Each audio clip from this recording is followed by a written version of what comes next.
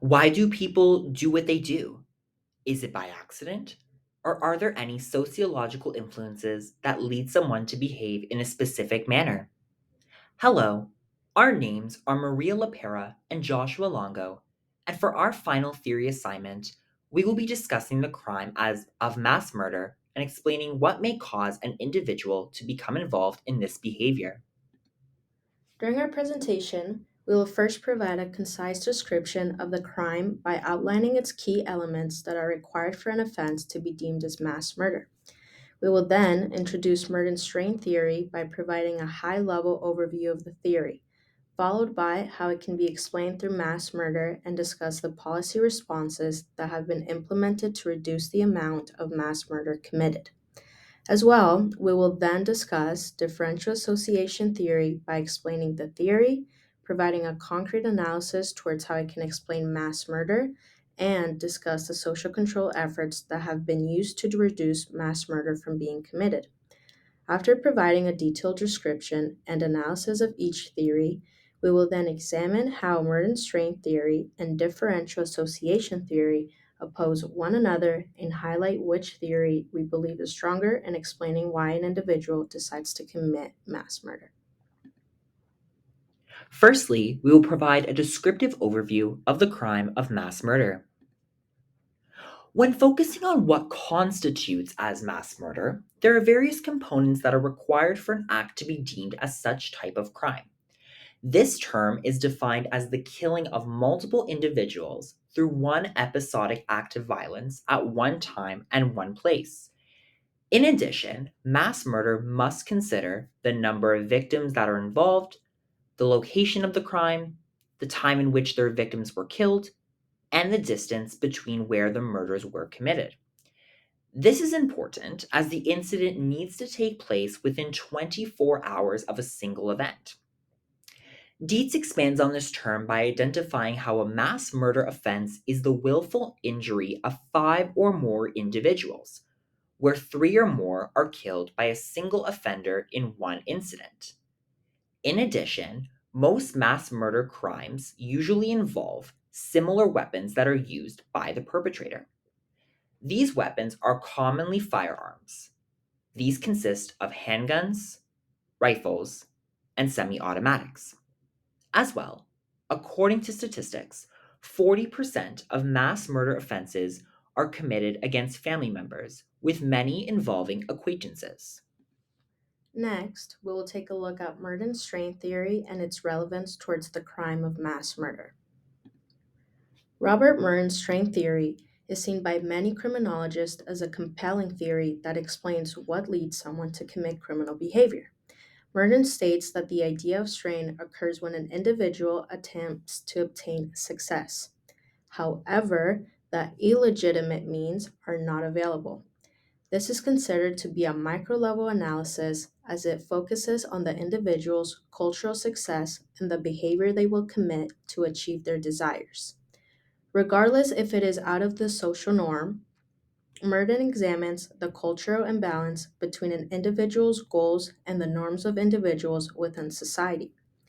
Merton specifies that this cultural imbalance is the result of society's disconnect between the overemphasis on the success goal as well as the underemphasis on the access to obtain legitimate means.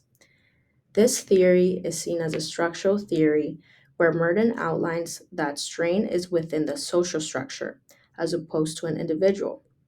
This is since society influences individuals to commit criminal behavior through implementing this idea of having high aspirations and the denial of success opportunities. Merton also states that strain must be perceived and experienced by the individual, where they are seen as a rational problem solver. After understanding Merton's string theory, it is shown how this can be applied when explaining why an individual may decide to commit the crime of mass murder. In such theory, Merton discusses the five adaptations to strain. These include conformity, ritualism, retreatism, rebellion, and innovation. Conformity is defined as accepting both the cultural goals and the institutional means to achieve them. Ritualism is seen as when an individual abandons the cultural goals, however, accepts the institutional means. Retreatism is shown to be when one decides to reject the cultural goals that are in place as well as the institutionalized means to achieve them. As well, the adaptation of rebellion involves the rejection of the cultural goals as well as the institutionalized means. However, those who pursue this adaptation create their own goals and institutional means that conflict with those in which are endorsed through societal institutions. However, innovation is the adaptation that can be used to describe why an individual may decide to commit mass murder. The innovator is defined as someone who attempts to achieve the cultural goals that are set in place without obtaining the institutionalized norms to accomplish their desires. Specifically, an individual may commit mass murder as a result of using their illegitimate means, such as violence, in order to achieve goal fulfillment. When someone experiences a string of failures over a period of time, whether it be academic or monetary, this increases the likelihood that the individual will develop anger or aggressive behavior. The lack of conventional bonds and the feeling of marginalization within society will prevent individuals from developing conventional behavior, which may lead them to commit mass murder. When outlining what makes a detailed theory, it is shown that it must contain scope, which is what the theory attempts to explain, parsimony, how clear the explanation is, and develops logical consistency, which is how much the theory makes sense. For instance, this theory is broad in scope as it can effectively explain the reasons behind an individual's decision to commit mass murder. In this case, an individual obtains stressors that enable them to adapt into this innovator role. In addition, Merton's string theory is shown to uphold significant parsimony as it explains the complex idea of status frustration by deconstructing how an individual may inherit such strain. As well, this theory displays great logical consistency, as the five adaptations of strain are shown to be strong concepts that function in a way that makes this theory simple to understand. After providing a detailed description of Merton's strain theory and linking his understandings of crime towards mass murder, it is important to focus on the policy responses that have been implemented by the federal government to reduce mass murder killings in Canada. For instance, Bill C-21 was enacted on October 21st, 2022, and provided a national freeze on any sale, purchase, or transfer of handguns between individuals in Canada, as well as bringing newly acquired firearms into Canada. According to statistics, 85% of handguns that were involved within criminal activity in Ontario were not obtained legally in Canada. However, were most commonly from the United States. This is since, prior to this bill, Canada upheld strong measures from preventing any citizen from being able to possess a firearm. This is shown in 1995 when the federal government passed Bill C-68, also known as the Firearms Act. This bill restricted and prohibited the use of firearms to those who were unlicensed. As well, it is shown that firearm related homicide has been increasing within the last few years. In 2017, statistics show how firearm related homicide has increased 18% from the previous year. After examining Bill C-21 and Bill C-68, shows how this can be applied towards Merton's string theory and how it can explain why an individual may decide to commit mass murder. As discussed previously, it is through the adaptation of the innovator that results in mass murder killings to be committed. This is since they accept the cultural goals, however, reject the institutionalized means to achieve them. As mentioned through statistics, firearm related homicide has been increasing within the last several years, predominantly since many individuals are accessing firearms illegally from outside the country, such as the United States.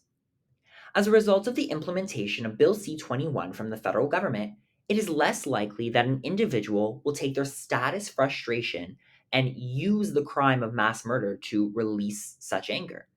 Although this may lead someone to commit homicide differently, it will prevent the levels of firearm related homicide, such as mass murder, that is committed in Canada. Next, we will provide an analysis in relation to differential association theory. Edwin Sutherland's differential association theory seeks to explain how deviant behavior is learned through social interactions with others. This is shown to be a micro level theory as it focuses on learned behaviors that are individualistic from one another. These behaviors are developed through an individual's attitude, self goals, and motives. This comes to show that by developing an association with those who often commit deviant behavior can result in individuals to develop similar patterns and commit delinquent behavior. As well, Sutherland discusses how an individual's position in the social structure can impact their interests, communication patterns, and affiliations, whereby it can influence the behavior they learn. For instance, if an individual is seen to be part of a lower social class, they may become exposed to a social environment where delinquent behavior is seen as normative. As previously mentioned, Sutherland's differential association theory is about explaining how everything is a learning process and that behaviors are learned through an individual's interactions with others. For example, countries such as the United States have become more prone to witnessing and or experiencing mass murder shootings in recent years. When these horrific incidents have occurred, the public has been informed through various news and media outlets. According to Miendel and Ivy, there are some individuals that commit mass murder as a result of being influenced by previous criminal activity in the media. This may lead to an individual to develop a sense of generalized imitation. This is when an individual is able to perform behaviors that quote unquote repeat other behaviors that have been described or observed. This is acquired at childhood and becomes strengthened within adulthood. This concept does not mean that an individual will perform an exact replica of their influencer's behavior. Rather, the individual will commit behavior with similar qualities and features. This can be highlighted when outlining mass murder, as by reinforcing learned behavior results in the individual to become more likely to commit a criminal offense, such as mass murder. As well, studies have been conducted that outline the influences one may have to commit this type of crime. According to research conducted between 2010 to 2019 from Langford and Silver, 50% of public mass shootings that resulted in a high number of deaths were shown to be organized by individuals who were mainly influenced by previous attackers. These research findings are extremely relevant in demonstrating differential association theory within mass murder, as by observing the behavior from past attackers, individuals are able to learn how to commit this type of crime.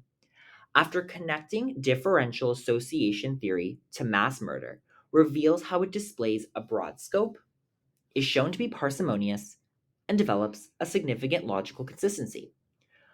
For example, this theory is broad in scope as it explains that if an individual learns behavior that is deemed as violent, deviant, or criminal, it can result in developing similar patterns of behavior. Differential association theory is shown to be parsimonious in nature, as Sutherland provides various propositions that describe the basis of his theory. One of these propositions displays the general notion that there is an excess of definitions favorable to the violation of law over definitions that are unfavorable to the violation of law. In addition, this theory is shown to display a strong amount of logical consistency, as it depicts a clear idea that is based on the notion that one's exposure to deviant behavior is the determinant that enables them to believe that committing violence is socially acceptable. The Canadian government has taken various actions to reduce crime, especially with offenses involving a firearm. As mentioned previously by my colleague, the implementation of Bill C-21 is seen as a preventative measure to reduce the accessibility of purchasing firearms. Policies contributing towards the prohibition and changes in legislation are two of the main policies that the Canadian government implements to reduce mass murder offenses. Further actions that the government has taken to reduce these crimes include investing money towards programs that are created with the purpose of addressing the issue and taking social action. For example, the Building Safer Communities Fund is shown to be a social control effort that has been implemented by the Government of Canada to reduce criminal activity involving a firearm. The federal government announced this effort in March 2022, whereby the government claimed to provide $250 million towards this program. By the 2025 and 2026 fiscal year, the government promises that these funds will be distributed to municipalities in order to target organizations that help firearm related violence. Programs such as the Building Safer Communities Fund allow for officials to intervene in order to prevent firearm related violence from occurring. As previously mentioned, Sutherland's differential association theory discusses that people learn through observation, and by observing this behavior, it can result in the individual to commit mass murder crimes. Such programs are seen as beneficial to help and redirect individuals to becoming exposed to a conformist social environment. Now, the moment you've been waiting for. My colleague and I will now discuss which theory we believe is stronger to explain why an individual may commit mass murder. Finally, after addressing Merton strain theory and Sutherland's differential association theory, one can conclude that although they are both sociological explanations of crime, they both have significant differences that oppose one another. For example, Merton strain theory focuses on the stressors that lead an individual into criminal activity. For example, Merton strain theory focuses on the stressors that lead an individual into criminal activity, such as 71% of frequently observed of stressors were financial, 61% are social, 32% are psychological, 25% are romantic, and 18% are categorized as other. This can explain how an individual's motives, such as social isolation, can lead to their status frustration, whereby they ultimately commit mass murder. In contrast, differential association theory primarily focuses on an individual's learned behavior and what is deemed as acceptable based on their influences and experiences. When attempting to explain why an individual might decide to commit mass murder, we believe that Merton strain theory is stronger in nature for this type of offense. This is because many mass murder cases have been analyzed through the perpetrator having a form of strain that allows them to feel socially isolated from the rest of society. In the reading from Kennedy, Collar, and Charles, they mention Fox and Levin's research surrounding the typology of mass murderers based on their primary motivation. These include power, loyalty, revenge, profit, and terror. These typologies allow individuals to become motivated to commit mass murder as they feel as though there is a sufficient stressor that either unlocks a power struggle, enables them to take revenge, believes that they can profit over their actions, or create immense terror over the lives of innocent people. However, we believe that although differential association explains that an individual begins to learn criminal and delinquent behavior through their various primary agents of socialization, they may not witness violent behavior that is necessarily in the form of mass murder, but rather an alternate type of crime. Merton strain theory highlights that people develop strain towards a large group of society who have hierarchically challenged them based on attempting to overthrow their status. This results in committing a criminal activity that the perpetrator believes can punish a mass amount of the population who has wronged such individual. After viewing our presentation, we hope that you have gained better insight towards the logistics behind mass murder crimes, how Merton's strain theory and Sutherland's differential association theory can explain this type of crime, the policies and social control efforts that have been implemented by government officials to reduce the overall mass murder incidence within Canada, and why we believe that Merton's strain theory provides a stronger and more concrete analysis behind an individual deciding to commit mass murder. The following slides contain the list of references that were used in our final assignment. And once again, thank you for your time and have a great day.